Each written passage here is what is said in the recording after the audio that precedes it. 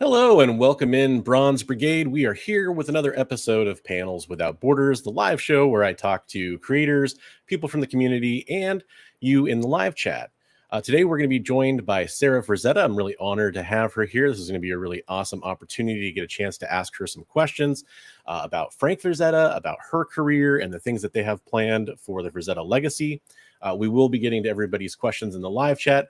Just real fast, I want to let you know how that works. I do have a set number of questions, so if the guest is answering and I don't get to your question for a little bit, have some patience. As long as it's a question that I think we haven't covered already, I'll make sure we get to that in the chat and definitely have your questions ready to go. Before I bring in our guest, I'm just going to say hi to the people that are here early. We have Farfan Studios and Kingdom of Nerds in the house. Thanks for joining the show. Folks, we are going to get right to it with our guest, so I'm going to bring in Sara Frazetta to join the show. Hello. So happy to be here. Thank you for having me, Chris. Appreciate it. Absolutely. Thanks for coming. I really appreciate it. It's an awesome opportunity to get to talk to somebody in the comic book industry and community. And you definitely are going to have a lot of fun stuff to share. So thanks for joining us and our viewers today. Awesome. Let's get to it. Yeah, absolutely. So I think that a good place to start, what I was kind of wondering with some of my questions, and this is good because I'm familiar with Frank and his work. Frank Frazetta, of course, is who we're talking about. If you're not familiar, Sara is the granddaughter of Frank Frazetta, the legendary fantasy illustrator. So we are going to kind of cover the early parts of his life and the later parts of his life, but also talk about Sara and her career, of course. And I'm familiar with your more recent stuff, but there's a little bit of an area in the middle that I'm a little unfamiliar with, and I think it's going to be great to kind of fill in some of those blanks. So the question I have for you is, for people that are only familiar with Frank's work, can you explain what exactly the Frazetta Girls and the ongoing legacy is for people? Yeah, so we are a legacy brand. We started in 2013, a few years after he passed away. It was founded by my mom and I. And the reason we did this was because of the love we had for my grandfather. And then, of course, over the years, we've learned a lot, and mostly from fans, and have learned to appreciate the fandom and keep driving the legacy forward. We really started going to Comic Cons and meeting people that way and kind of seeing what it was all about. And then in 2017, we created an e-commerce business, and we have been really grinding at that now since 2017. We've made some Comic Con appearances, but we are not going to go back in a way of presenting Frazetta Girls until we can have a booth similar to like Bill Sienkiewicz, Alex Ross, Funko Pop. That's the big goal. Marvel. So we want to go back and have a setup more of like a retrospective of his life. Maybe some cool products of Frazetta Girls, showcase what we're doing and working on, how we're expanding the legacy. But it's gonna take some time, and until then, we'll stop in, do some panels and things of that nature. But yeah, right now it's mostly just about building this online community through a heavy social media presence, and then of course people like you that bring us on and share the community. Oh, that's really awesome.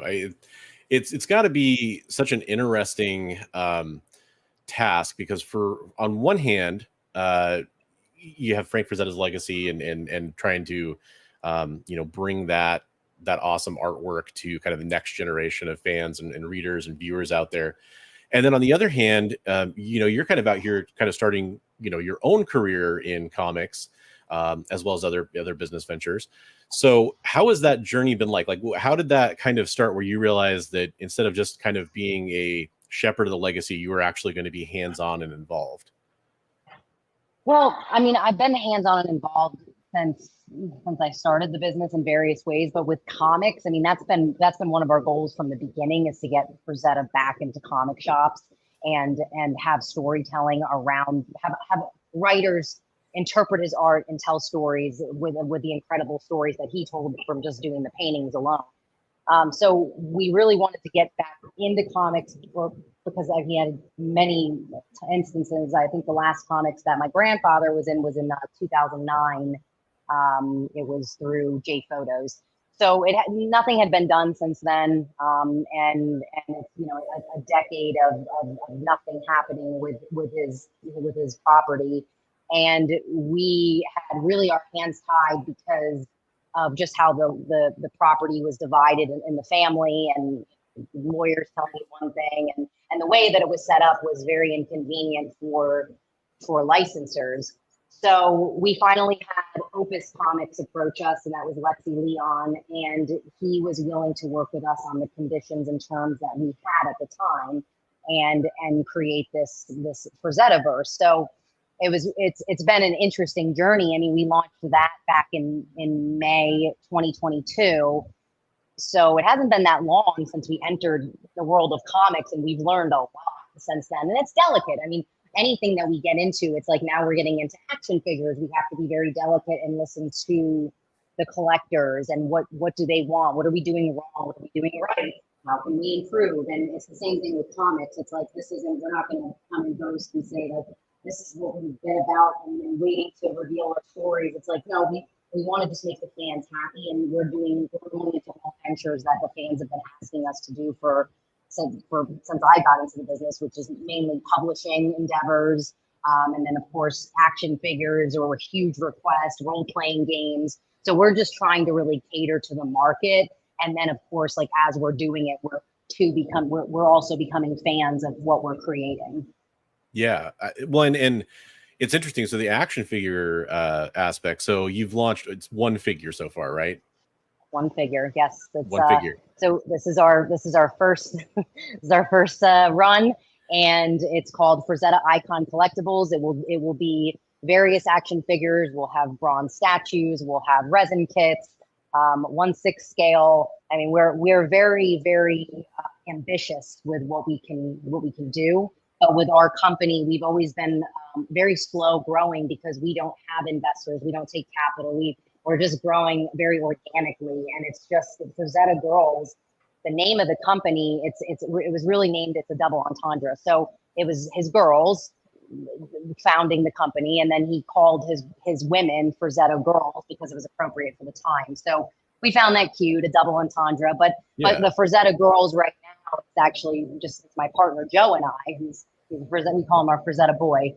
But it's really just the two of us, and a couple other people has recently joined our team, a lot of freelance help. And we want to keep it that way so we can have all the control and grow it very slowly, because we've seen other companies and what happens when you take a lot of investment and then what it can do. So it's one action figure at a time for now. So with that first one, you said you learned some lessons. What are some of those lessons you did learn about getting into the action figure business? Mostly Joe that's learning the lessons. I mean, he's been very successful at it. Like, we just got the full articulation video, and he's a wizard. I mean, he paired up with Eamon O'Donoghue, and Eamon has worked with Mattel, Mezco. He's designed countless toys, so he knows what he's doing. He's a veteran in this space, and I think like our job is to just find and headhunt and the best of the best in anything we do, whether it's an artist for the comics or someone who can design the toys. It's like we understand that Frazetta is top, and we need to have everyone else at that level. And so that's like one of the obstacles, I think, for us, is just always being very discerning with who we bring on our team. And I think the biggest lesson that they've been going through, or Joe has been going through right now, is just how much time it really takes. Because I mean, it's been, I have seen him for 6 months, head down, focused on just this one action figure. And like a lot of the people will ask, well, why? Because I think like Nez, and they all have different ways that they take the money up front, or they take it when the item ships. But right now, we're taking all of it as a pre-order because that's funding the project. So that's our business model right now with bigger ventures. I mean, we used to do that when it came to like shirts and shorts and all kinds of items, and now we don't have to do that anymore, luckily, because we've grown. But when you get into something like this, and you have these expenses of tooling, or you're like, how much does this cost? It's insane. No wonder people don't just make action figure companies. So yeah, I mean, we've been pretty seamlessly jumping over the hurdles, though, because we're very, very focused and very ambitious to get everything going. That we've had a lot of no's in the last however many years. Joe's been in the company since 2017. well, we've approached so many people, and just because of like their staffing or COVID shutting down production factories, it's just been, I mean, I can't tell you how many people have said we need a Dark Wolf action figure, and we've approached these companies and there's no interest. And sure enough, like our pre-sales show that there's a lot of interest. People have been waiting for 40 years to see a Dark Wolf action figure. Well, and it's so I guess 40 years is a good segue to part of the topic that brings us here, because we are this month entering the 40th anniversary of Fire and Ice. I feel so old. I can't believe it. I'm like, wow, it's crazy. Yeah, well, I mean, it is one of those things that's pretty funny. I was looking at the dates, and I was kind of doing some of the early research for the interview here, and I was just like, yeah, I'm turning 41 in September, so that definitely hit home. Happens to the best of us if we're lucky, I guess, right? Right, exactly. Yeah, definitely looking forward to many more after that. But with the 40th anniversary, with the Fire and Ice series launching over at Dynamite Comics, I mean, that's obviously a huge amount of excitement around Fire and Ice right now. So by the way, if anybody is watching and you're curious about the Fire and Ice comic book, I did put a link to go order it from Dynamite down in the description if you want to check it out. So definitely go check that out. We definitely want to make sure to show strong support for a nice new series that's really popular and people are enjoying it so far. Tell me about the process of getting the ball rolling with Dynamite to do the Fire and Ice series. Dynamite, everything's been lining up again. I say I'm going to use this word a lot, but very organically. Nick was very eager to work with us. After we had a small partnership with Vampirella, we had met him through partnering together with Frazetta and the Vampirella IP. And then we had some conversations about like how we could work together with different Frazetta properties. And then we had just mentioned to him that we had been talking to Bob Freeman. Bob Freeman is a writer, and he actually made the role-playing game for Fire and Ice that's going to come out tomorrow, which we'll talk about. Nice. And he had been asking us like, why aren't you guys doing anything with Fire and Ice? And to be honest, I think like the wind kind of just came out of our sails after everything fell through with Robert Rodriguez, and we were just kind of disheartened by the whole thing. And we were trying to propel Frazetta Girls with merchandising that we didn't really like consider it.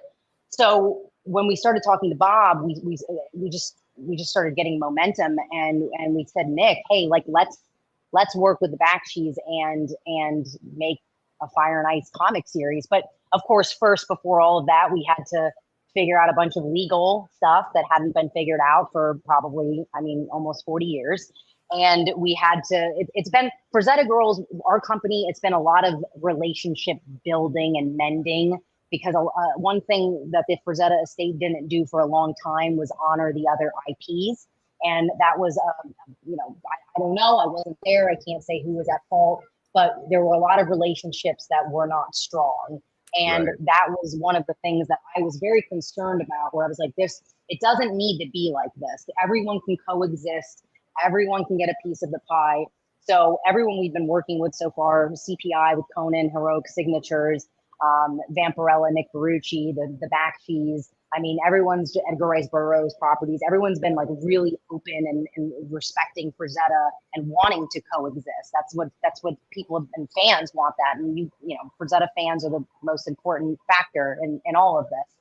So Nick was totally on board and really gave us, complete creative control and limitations. But with Bill Willingham, I was really pushing because I had some experience then in comics. And I understood what kind of writer we needed to hire to do justice to Frazetta. And I knew what caliber we needed to do a prequel, because that's very hard. And if you don't get it right, you can potentially make the movie worse. So we didn't want to do that. We were like, we have to find the best of the best. Bill Willingham, he's top, he's amazing. And then Leonardo Manco, he's an incredible artist that pays homage to Frazetta, but stands on his own 2 feet as a legend himself. So as soon as we got the ball rolling, everything just came together, where we were all like, as a team. That was the best part of it, is like, I'm a little sad from it now. It's like, I'm so happy everyone's getting to enjoy it. But like that process of like seeing the scripts come in and all of us going, like our minds being blown and saying, can you believe what Leonardo's done here, and Bill, and how they paired together so perfectly? And it was just like that feeling of real accomplishment, because we listened to our guts with this, and we didn't just go with, oh, who's very popular right now, and who can get us this publicity. It's like, no, just let's do something from a very pure place, and do something what we think that Frazetta would have wanted. And so far, like you said before, that is being received very well, and I'm really not surprised, because it's like I knew it was good. I'm like, this is good. I don't know why. I might not be able to articulate why it's so great, which is one of the reasons I love seeing the reviews coming in. I'm like, oh, good. Someone really smart can explain to me why this is so good and break it down. But it's just like that visceral feeling. Like with Frazetta art, sometimes it's hard to explain why it's just so damn good, but it is. And Right. that's always our goal with anything that we do, from a shirt to a pint glass set to a clock. It always has to be where people open it, that's our goal, and say, this is so damn good. I don't know why I love this so much, but I do. And then if someone could break it down and go, oh, okay, this makes sense of why I love it so much. This makes sense of why it's so good. Well, no, and the one thing that I'm hearing over and over, and I think it comes through in everything that you've done with your team, the not willing to settle for less than excellent, the not willing to like take shortcuts, making sure it's done right, not necessarily the way that's going to sell the best out of the gates. That is extremely important, and something that especially when you're dealing with a franchise, which Frank Frazetta is a franchise of his own, basically, dealing with that legacy, it is so important, because you don't want to cheapen any of it by putting out something quick, and having that kind of attention to detail and that kind of standard of quality is really going to pay off in the short term and the long run. So that's really awesome. Absolutely. And it's like, we can see things that measure, and we can say, well, look, this was rushed, and my personal wishes, my team's wishes weren't given, and this is what happened. And then you look at something that took time, and it's like, okay, the proof is in the pudding. It's right here. It's you can't get around it in anything. People can tell when you put a lot of time and love into something. Yeah, and speaking of putting a lot of time and love into something, and speaking of the Dynamite comic with Fire and Ice, Cantonese Comic Kid comes in with a comment, which is something I was definitely going to ask about. We do have a new series launching in October with a Vampirella title, and you are helping co-write it, right? Yes, with Bob Freeman, the role-playing game writer and creator, and the one who really is I have to give him credit for propelling the Fire and Ice into motion. And because of all of that, I asked Bob, when Nick and Matt asked me to do this series from Dynamite, I said, Bob, you're my co-writer. And he was just so tickled, because Bob has been a comic horror fan for his whole life, and he lives and breathes it. This is his life. And it's like, that's one thing as coming into this, I don't ever want to prop myself up and say, I'm an artist, I'm a writer. It's like, I'm easing into it, I'm learning, but I'm never going to take away from people who dedicate their entire lives, because I see the effort that goes into it. So Bob helped me tremendously with Vampirella Dead Flowers. We had a lot of calls in the beginning of like, what kind of Vampirella story that I would like to see and read personally, yeah. Because like at the end of the day, art's subjective. You have to put out what you like. I mean, and put your heart and soul into it, and just hope that it resonates with everyone. And if it's really pure, it might not, and that's okay. But you have to be honest to yourself. So Bob listened to everything, and we really wanted to bring like kind of like, I love True Blood a lot. So I wanted to bring like a True Blood, Gothic, werewolves, ghosts, all of these like just elements of the supernatural into Vampirella's world. And then Bob had the great idea of bringing in my grandfather into the series. So you'll actually see Frank Frazetta appear in Vampirella Dead Flowers, which is, it's funny. Yeah. I was like, and Alberto Locatelli did a great job.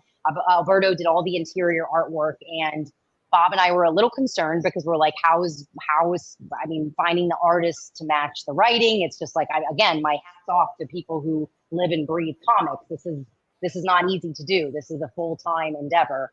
But Alberto Locatelli, he nailed it. Like I didn't even have to say one thing where I was like the face on this one or change this, because I'm getting to the point where I'm like very blunt about what needs to be changed, and that's Good. another learning curve. Yeah, it's but at first it's like when I put out Death Dealer, for instance, that was our first comic into the market. I didn't know how to gauge it. I just because personally I wasn't a comic reader. I was doing it in a mindset of, well, I guess if they're saying that everyone's gonna like this, that's what we do then, and not realizing it's just the core of it, storytelling. So we're all storytellers. We all appreciate storytelling on some level, whether it's from music or movies or comics or whatever it is. So it's like bringing out that authenticity of what I want to read and what I want to see. So it's getting there, and Vampirella Dead Flowers. I hope we do well and we get to do more, because it's been kind of, I get to do some of the covers. So I'm doing a cover for each issue, and Bob's helping me with that as well. But I keep saying I'm going to learn to paint and everything else, but with Frazetta Girls, that's my number one baby, and right now I'm nurturing that. One day I will get there, but for now I have incredible people around me who are more talented that can help me look good. Well, I mean, I think you're selling yourself short there a little bit, because looking at some of the covers you've done previously, I think they're really great. And especially, I love the Red Sonja one, was really awesome. There's been a lot of good ones. Thank you. So we have to talk about that a little bit, though. So with this history of art in the family, and obviously you didn't just draw a cover overnight. Where did your history with art itself begin? I drew as a kid, like all kids do. Sure. But not really. I mean, I was more into playing with my Barbies, which I won't get into that. I saw that movie the other day, very upsetting. But anyway, so I wasn't a big artist myself. My grandpa, he wasn't sitting around giving out art lessons. That's not what he did. My grandma always encouraged us to draw. My mom encouraged us to draw, but I think having Frank Frazetta in your family, no one's crazy enough to say, oh, I want to be an artist too. I mean, he's a legend. So you're always going to be in the shadows if that's the career you're taking. I mean, you see it there's plenty of families that prove otherwise. And with what I just said, there's always an exception to the rule. But sure, I think that was like the overall hive mind of the Frazettas. So it was actually, I was always very athletic, and I got a surgery, and I was on my couch for weeks, and I was very upset, and I could not work out and be active. And I was also taking some painkillers. So I saw my grandpa's little like funny animal drawing, and I was like, just very curious, probably the painkillers. And I said, I'm gonna see if I can draw. So I just did a copy of the little sketch of the little funny animal, and I was like, I see something here. It's nice. I'm not that bad. I'm bad, but I'm not. You got to start somewhere. And then I just started posting it on Facebook, and my mom and my family, they were all concerned. They're like, Sarah, why are you posting this really bad art? You need to go to you just go to art school, or don't post it. Just do it and post it in like a few years. And I'm like, no, I think it's interesting to show people. My thoughts around it were, hey, if I can feel like I'm not in the shadow of my grandfather, anyone can have the confidence to just put out art and not feel like ashamed about the level that you're at. And everyone was really supportive. They were like, it's not great, but we can see something in there, Sarah, keep going. And that was the motivation that kept me going, because then people were buying my art. And I was like, oh God, I really need to get better so it can go up in value for them one day.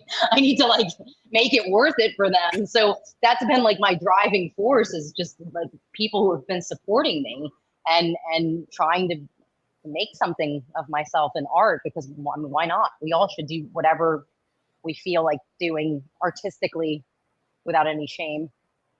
Well, and yeah, that's the thing is, maybe a few of the really true greats or something were, they picked up a brush or something and all of a sudden they painted a Mona Lisa. But generally speaking, it takes a lot of hard work and a lot of practice.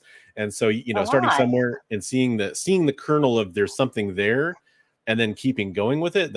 I think that's really inspiring for a lot of artists out there that, you know, they see their work and then it's kind of like that social media thing where we always compare ourselves to everything we see online. Only artists, you know, there's a lot of art out there for them to compare themselves against. I think sometimes they get Right. discouraged, but I think it just goes to show, like, I mean, I really think that, you know, from what I've seen, your work has it's fantastic as it is. It has a lot of potential. I can't wait to see more of it. I'm excited for the new Vampirella covers you're going to be doing. So, and it sounds like a lot of people Thank in chat you. are as well. So, Yeah, yeah. I mean, again, you have to. I brought him up not too long ago, but you know, someone like Clayton Crane, I was with him at a convention, and he's doing it all day. Like he doesn't stop. Like he's yeah, all day, and it's like you have to just decide like what level you want to be at, and if you're not committing and putting your full heart into it, you're not going to be that great. And that's, I mean, my grandfather, he definitely had a God-given talent because he was drawing really well at 8 years old, like spectacular. He just inherently understood depth perception, composition, storytelling, and then he had to work on all of that. But he got it. Like for me, doing the depth perception, I scaling, it's so hard. yeah, It's insanely hard. It's so difficult. My eye just doesn't register it. I'm gonna have to I'd have to go through a lot of training. He just got that. But even then, someone just getting it naturally, you look at his stuff from when he was 10 years old to mid 20s, and he was working nonstop at it at that point. He improved a lot because he was just grinding at it. And that's what you have to do with anything, any right. business, any hobby, any creativity. You just keep Absolutely. grinding. Yeah, definitely. Speaking of grinding, one thing that people love to do in RPGs is grind. So Norbert had a great comment here about the Fire and Ice RPG, which he said is launching tomorrow. And he said he wasn't going to get another one, but he's going to get Fire and Ice. Thank you, Norbert. Yeah, that's very awesome. I'm going to be as surprised as everyone else. I haven't been like too involved with the role playing game just because of everything else going on. But I have seen them when they were creating the miniatures and sculpting them. They are phenomenal. So I have not played the game yet. Hopefully in the next few days I'll get to play it and then report back of like what I think. But again, I'm relying on the community to give me feedback. Everyone that's been invested in playing role playing games, it's like, I want to know your thoughts. I want to know your thoughts on the comics and are we in the right direction? So thank you, Norbert. Appreciate you. Yeah, absolutely. So for people that do want to pick it up, is that going to be available on FrazettaGirls.com or where can we find that? So that's going to be on Kickstarter tomorrow. And I don't know okay. the time. Yes. So that will be from Dynamite and Frazetta Girls and Bob Friedman.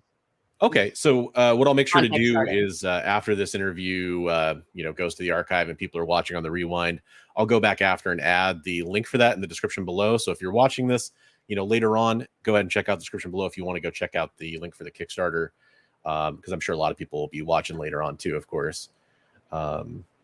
Yeah, after 2 hours of drawing, I'm exhausted. Yeah, it's definitely something that to see these artists at conventions just draw all day long on commissions and sketches and stuff. It's pretty crazy. I asked them how their necks are. I mean, I my neck hurts so bad. Yeah. Where like my trap just like locks up, and I'm like, all right, no more. I can't do it. I'm physically incapable of doing it. And then you see these guys who like Neil Adams. He was going until the very end, just still drawing, and I'm like, they were bred differently. I'm like, different generation, way more a grit in that generation. That'll probably be played with some fire dice and some ice dice. What do you think? Yeah. There you go. Yeah, that's we probably some ice. Yeah, fire and ice dice. I like that. Oh, thank you. Yeah, that's a very good comment. Yeah, it is. Thank you. I appreciate that. I'm really just trying to do everything that my grandfather and grandmother wanted to do, and they didn't get to do because we only lived so long. So, and a lot of the things, especially around fire and ice, I heard them firsthand from my grandfather, what he wanted and what he expected.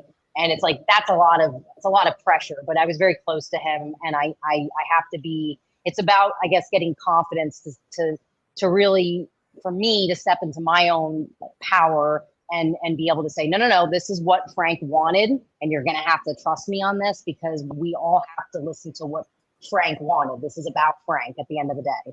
So Right.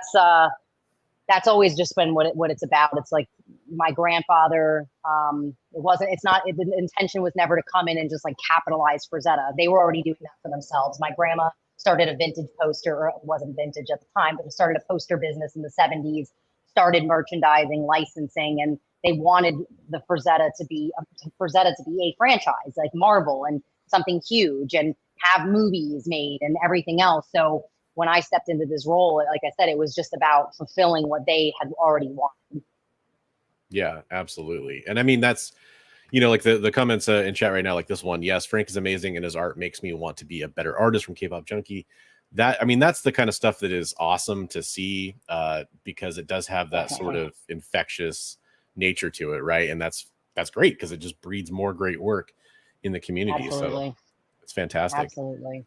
It's all about inspiration. Yeah, and you know, I'll say furthermore about inspiration. So you are this really awesome figure in this really awesome legacy, and one thing I wonder about, you know, this is a very traditionally male dominated industry, and I know there's a lot of women I talk to that are on, you know, all different levels, from collector to personality to creator, that do have some struggles with that. And I was just wondering, is that something that you've had to struggle with too, as being a woman in this industry? Is it something that, you know, it's kind of come pretty naturally to you? Do you have any advice for female creators out there?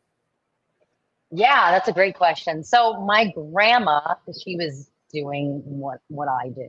She was called a lot of bad names because she held firm in her boundaries of business, and people didn't like her, and it was like, of course, if you're a man doing it, you're just a businessman, but if you're a woman, it's like, you know, you're called a lot of derogatory terms, and it just so when I had heard that all of those years, I kind of thought, playing devil's advocate, my grandma's a little crazy. I could see that. She's a little off-putting, a little couple personalities in her. Yeah, she made some bad moves. And I said, I'm not going to submit to this gender thing. I'm just going to come into the business, and I'm a human. It doesn't matter.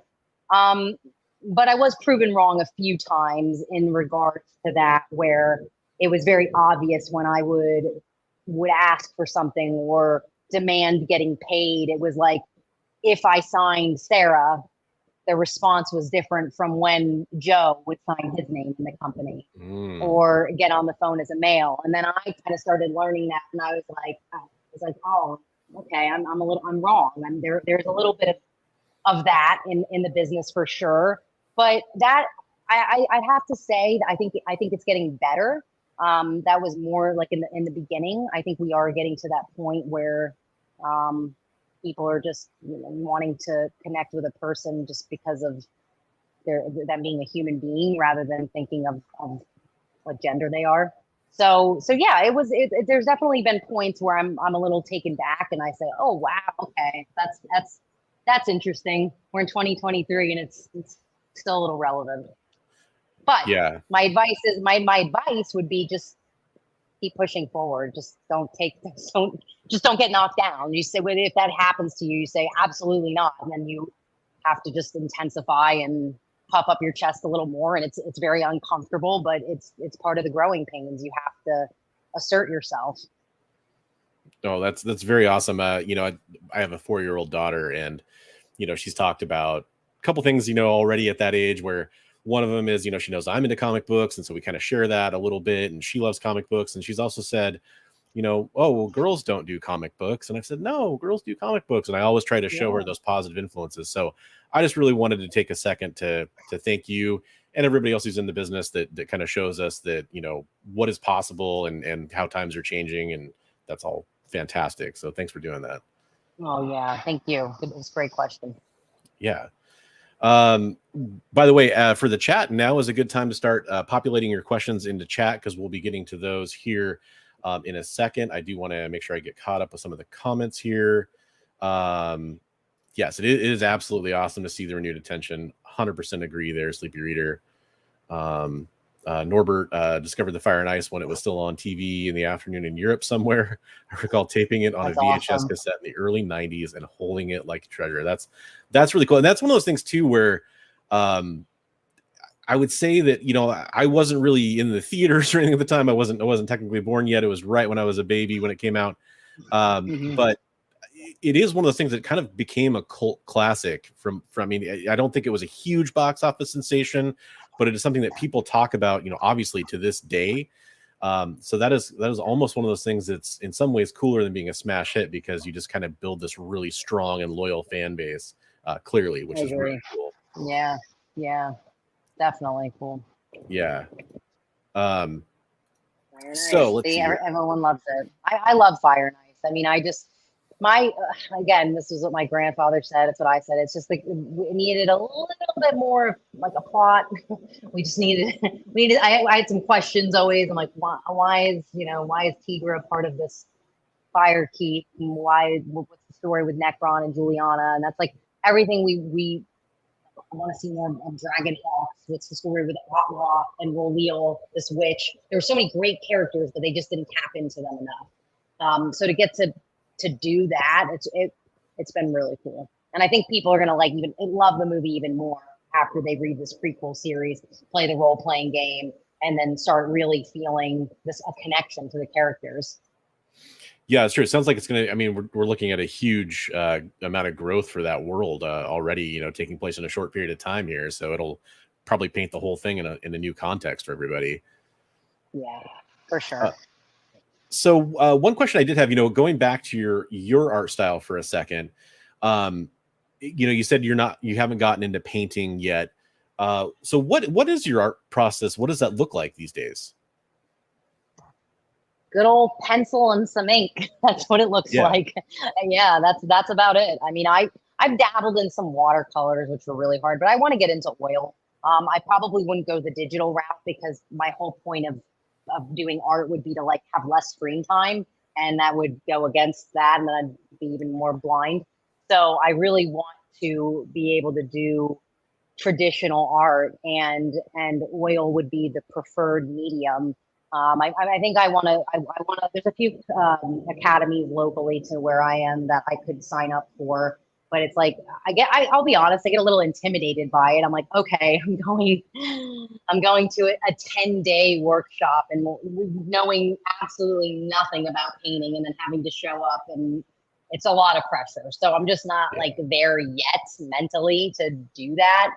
But I know it's like I got time is ticking, and I need to do it soon, because it's like I love collaborating with other artists, and I'm so thankful for them. But like my mind, I want to be able to do all the steps. I want to be able to do the pencils to the final color, because in my mind, that's what makes it my piece of art.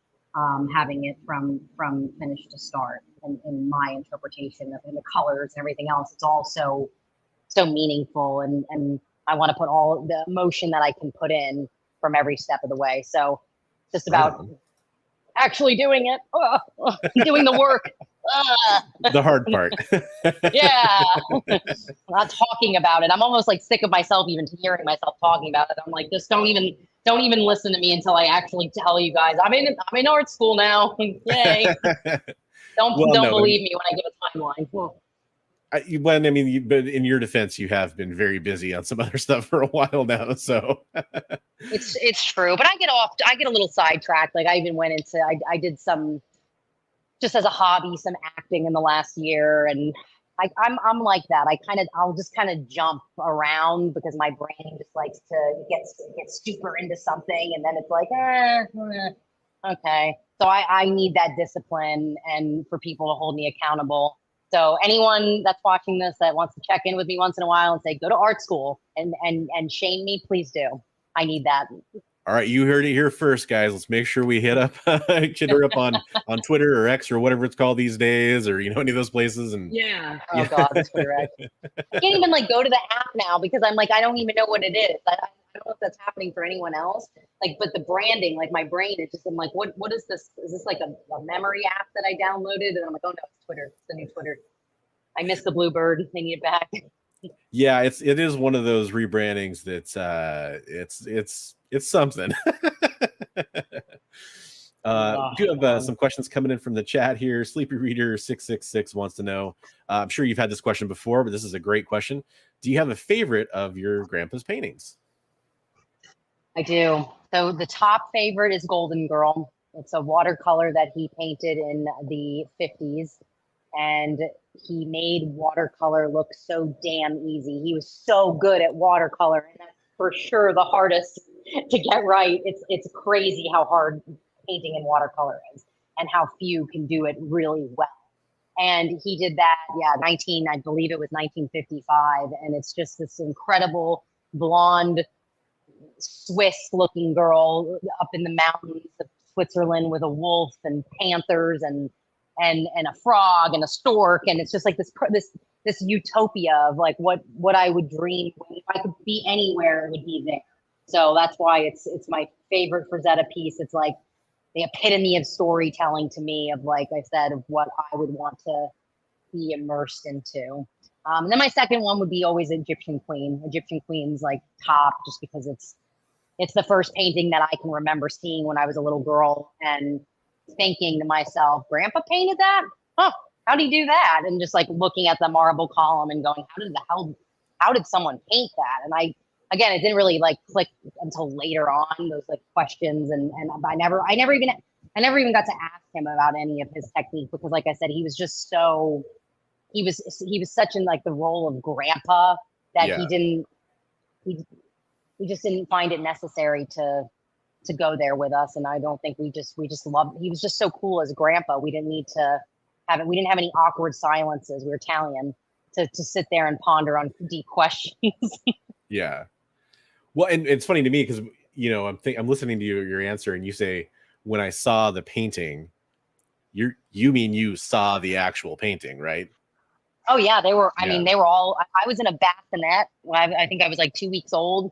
My grandma brought me in a little bassinet and brought me to the museum and just like laid me by her feet. And I was kind of born for them. My mom was only 24 at the time. She just married my dad. And my grandparents were like, can someone give us a baby? We have 4 kids. Someone needs to give us a baby. We're so bored. So I was the baby. And then I was just taken in by my grandma and grandpa and raised by them until I was 5 years old, moved down to Florida. But I mean, all those 5 years, those are the subconscious building years. And I got programmed into me from grandma and grandpa, which it's like full circling back now, where I'm like, oh, okay, that makes sense. There we go. All right. Well, was around grandpa and grandma a lot. It's funny how those kind of epiphanies come, you know, as we kind of have that ability to reflect on some of our younger years, like, oh, it totally makes sense now.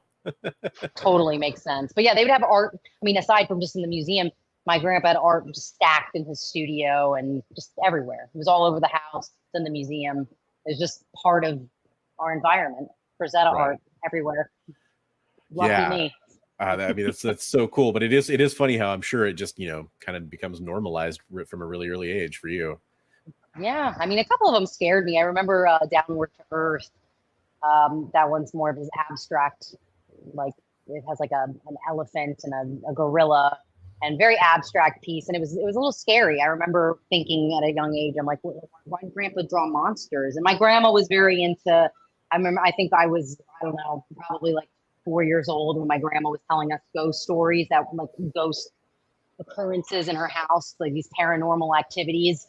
So grandma and grandpa's house is always like a very intense place. You have the Frazetta art, and then you have grandma's ghost stories, and you're just like, your adrenaline's always kind of going in there. It's not like you sit around and enjoy like some cookies. You're like kind of like, oh wow, this is crazy that this is my reality. That's kind of awesome though too. I mean, really, it's more exciting than a lot of people's early childhoods. Yeah, for sure. Cantonese Comic Kid would like to know if your Vampirella cover will be on Frazetta Girls. I'm assuming he means the website. No, it will not. Everything that I do is separate from Frazetta. So I don't know where it will be. I think comic shops, and then of course Dynamite. That's a good question. I don't have a personal website yet because I have not gone to art school. One day. One day, right? We'll keep reminding you. Don't worry. Thank you. Matt Woods Comics is in here, and he is wondering what your take on comic book Death Dealer from Opus is. Do you like the story? Not like it? What would you change? That's a good question. So I liked the beginning of it. I liked the premise of where it was going to go, but then we had a lot of issues when it came to artists changing, writers changing, like everything that could go wrong basically went wrong. So stuff going on in the company, and a lot of people have been down bad because of COVID and the effects and everything else, and losing people and finances. But I think I think I would have liked to see it like more like Lord of the Rings. I gave a lot of notes in the beginning of the direction that I wanted it to go. And there was, like I was alluding to that earlier, there was a bit of a pushback and I kind of humbled myself into saying, well, I don't really know what I'm talking about. You're right. I'm not in comics. So what do I know? Let's do something that everyone else will like, and kind of just forfeited my feelings about it. So I don't do that anymore. I was a little, like I said, very disappointed after issue 4. With just, there was like an inconsistency with like the art and the story and a lot of the issues we've had with Opus. And as a team internally, like, you know, we're trying to overcome those things right now, and bring beautiful artwork and writing from Opus as well, like we're doing with Dynamite. So it's just, you know, Opus is a new company too. They're an independent comic publishing company, and this is they're just getting their wheels going now too. So there's going to be growing pains on both ends. So yeah, we learned a lot from Death Dealer. I will bring up because there's been some controversy with Death Dealer 2099, and I know like Marvel does like the 2099, but basically the whole Death Dealer in the future, I was very weary of it. Where I actually I was kind of like, I don't even want to see this. I was giving up on all things Death Dealer at that point, and I'm like, I just can't, I can't go there. And I read the outline, and I'm hopeful. I'm going to be like very, very involved with it now, where like, I'm not going to go into too much detail about how that involvement will be, but very, very involved from step 1 to the final step. And I think it's going to be, it's like with Frazetta. I personally really like Mothman, what we put out with Opus. And it's not a Frazetta story. It's definitely not. But like we are trying to not just make Frazetta stories like in high fantasy. We're also trying to reach other audiences as well. Yeah. Mothman, for instance, it's like that painting is not really Frazetta. So it's like we can kind of get away with it then. I mean, the painting was for High Times magazine. My grandpa was the furthest thing from a stoner and someone who would read High Times magazine. But it's like someone also, all the audience that appreciates and sees Mothman isn't necessarily going to want to read a Death Dealer story. So when I personally read Mothman, I think it's funny. It's like kind of crude, dark humor, and it's kind of, again, reminiscent of like a little bit of True Blood in there. And it's a fun read, but it's not a high fantasy Frazetta story. So I do appreciate what Opus is doing in that regard, is like bringing different stories that might resonate with different people, which is good. We want something for everybody. But yeah, keep your eye on Death Dealer 2099. I think it'll be a fun title. So far, it's Andy Bellinger, and he's writing it and illustrating it. And from the conversations I've had with him personally, like it kind of always comes down to like when I know a writer is going to be fit for Frazetta. Now, knowing this, it's like it's more of like a mindset, like how you can talk to each other, how you can understand each other. And if you don't have that like initial communication and understanding, there's going to be, again, a clear disconnect that people are going to pick up a title like Dawn Attack and go, what's going on here? Yeah. And it's and you can see that internally we weren't really united and strong on what we were developing. So from here on out, with new titles, and it will always be that way, where you can feel the team coming together on a heart level and not just a business level. That was a long answer. Thank you. No, but it was a good one. It was good. We got some good information out of that. I want to agree with this comment from 817 Michael. I just want to say Sienkiewicz was a great choice for a Fire and Ice cover. I completely agree. Fantastic artist, a great choice. Joseph Michael Linsner, another great choice. Some really good artists there that I think can complement Frazetta's style and everything that he's done.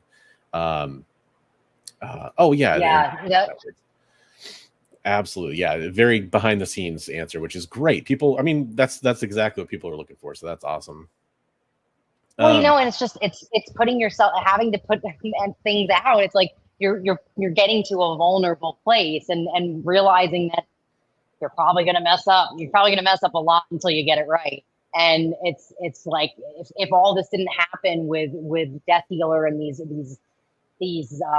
trials that we went through, we wouldn't have gotten Fire and Ice right. No way, because we wouldn't have known the right questions to ask and the red flags to look for and say, oh no, let's not do it like that. So it's just all a process, and we hope to every title we put out, it's like we hope it just keeps getting better, because that's the goal. We have to progress and be okay with, again, criticism. And that's why I like when I hear from the fans and they say, this one, I don't want you to sugarcoat it for me. I want you to be honest and say this sucked, and I'm okay. All right. Well, why? And tell me how I can improve that and what else you'd like to see. And then, like I said before, you want to have something for everyone too, because there's been plenty of people who've come and said they freaking love Death Dealer. So that's great. But so we're trying to do a little something for everyone. Right on. One question that I will, it's probably the last question I'll have, unless, maybe a quick one comes through chat or something here, is I do want to be respectful of your time. I think we're close to wrapping up here. So if you do have a quick question that we can get through in chat, please send that through still. But I know you've probably been asked a billion questions about your grandfather. The question I have for you is there a story maybe that you don't remember telling that you might have to share for us? Any kind of, another peek behind the curtain you can kind of give us about maybe your time with your grandfather, or something about his career that we may not have heard from you before? I think I've told so many of the stories, and when it's a good question, and I should have came prepared for a different Frazetta story, but my memory of him, and this was kind of reignited when I saw some of the behind the scenes of the Painting with Fire documentary. There were some outtakes on there that Lance Laspina left in I think it was like in after the credits are over, and there's like this menu pops up, and you can go into like the outtakes, the bloopers. And my grandpa was just like, he was just funny. Like, and he was, even after his strokes and everything, he was just always kind of like taking a crack at everyone. And I saw it when he went at Lance, and he asked him, he goes, when he was interviewed, he had all these candles around him in the back of him, and he was like in his dining room, and he's like, who did this? Why? Who thought this looked good? And Lance, the film director, he's like, I thought it looked good, Frank. And it's my documentary, so we're gonna keep it. And he's like making fun of him. And then the phone's ringing, and he's cracking jokes. And it just, I just remember him just always saying things that were totally inappropriate. And he's just like laughing. He's like a really funny guy. And you see this artwork that's just so powerful and masculine, but he had this like really silly side to him that was so polar and like, very insulting, but funny. I have told this a couple times, but the last slight he ever took at me, I was in college and I was coming home to see him every weekend and bring Joe, my partner. And, I'd walk in, and I was his favorite for a very long time until he met Joe. And then I'd come home from college, and he'd look at me. I'd come through the door first, and he'd be like, hi. And then he'd be like, where's your friend? And then I'm like, oh, nice. Thank you, Grandpa. You don't want to see me anymore. And then he always also made a comment about like my appearance or something. I had a bunch of acne. I was, about 20 years old. And he'd look at me because he was, such a perfectionist with looks. And he'd go, you look so much better without all those things on your face. Get rid of them. I'm like, And like in hindsight, I mean, it was very insulted at the time, but like in hindsight, that's funny. I'm like, he's funny. He's saying really funny things. That's hilarious. He's a hilarious person. So that's what I've been reflecting on most recently, just trying to remember those like really funny, off-putting things that he'd say to me and everyone else in his life. Oh, that's awesome. Yeah. Do you have time for one more quick question? Yeah. Cool. Matt Woods has a question about Conan. Is there any chance he'll be working on the new Conan series from Titan? Frazetta name and Conan go hand in hand. It'd be so cool to get to work on Conan. Any comment on that? That'd be really, really cool. I mean, like I said before, we have a really close relationship with the Conan owners, and I think like a crossover would be freaking phenomenal. I mean, Conan is Conan, but to have maybe like Death Dealer and Conan or something really cool where they cross over, that'd probably be doable. Nice. Fingers crossed. All right. We're gonna cross our fingers. We'll be reminding you on your social media about art school and about Conan to kind of keep the buzz going. Thank you. Okay, so before we get out of here, I did want to ask, kind of the standard question here. Do you have anything coming up that you want to promote that we haven't heard about already? Any other additional projects or news that we should know about?